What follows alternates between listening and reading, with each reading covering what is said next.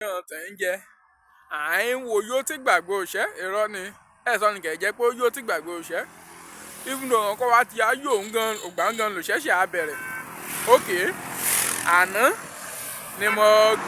mo ní 10,000 naira sí àkáǹtì kì mọ́ mú 10,000 naira ni mo mú yàsọ̀dọ̀ sporty bet ni ẹ sọ ni o mo yẹ mú 10,000 naira ni o mo ṣe jákun mú risk géèmù kan ni o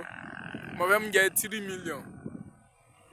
ṣé mo ìjàre ṣé mo kọjá àyè mi 10,000 títí mi 100 naira mo fẹ́ mú jẹ 3 million o 10,000 àdúró 10,000 kí mo mọ̀ kí mo mẹ́ omi ní jẹun even though kọ́kú tẹ̀sù lé olíwù kọ́ọ̀pù gan mo mẹ́ ò níjà sí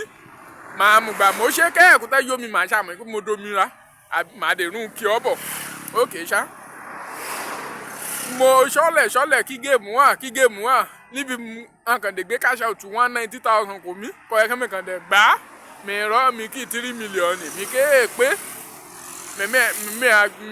mi àṣẹ ilé yìnyín ọkàn ẹ̀yà o bóyá gbé 90,000 kò mí nìyí mi rọ́ṣẹ̀ mi àgbà kí ni 3 million ìdó ìgbé mo rí tìṣàké mo wo mi rí 3 million gbà o mi rí 190,000 gbà mọ́ o even though 90,000 naira gan-an rí mú kò mọ́ ọ̀yàkùn council ọ̀yàkùn rẹ̀ àti ágínì mi gbà géèmù bàjẹ́ o mo yẹ mú bẹ́ríọ̀ méjì kan ni mo yẹ mú bínú já mo yẹ dàámu ni mo dá sọ̀hún wà láìtàláì ṣé láò jìnnà pé àbí alẹ́ ibẹ̀ ni mo sùn sí mójú ókè ṣá kété ó àpò mi wọn ti kó èho ń bá kẹ̀dẹ̀ mú gáìdì lẹ́jọ́ kejì wọn ti kó o rìn mo yóò ti gbàgbé òṣẹ́ sí mo yóò ti gbàgbé òṣẹ́ ni àbí òṣẹ́ṣẹ̀ bẹ̀rẹ̀ ọ̀sẹ̀ ni mo mú rìn délé bàtà Timberland mọ́wọ̀ wọn ti bọ́ kọ́kọ́rọ́ máṣíìnì mi wọn ti gbá èjì kọ́ ọ̀nà fẹ́ gbé máṣíìnì bọ̀ sí security hotel ni all tight rìn gbé bọ̀ wọn fi kọ́kọ́rọ́ nù rìn mo yóò ti gbàgbé òṣẹ́ sí mo yóò ti gbàgbé òṣẹ́ ni àbò òṣẹ́ṣẹ̀ bẹ̀rẹ̀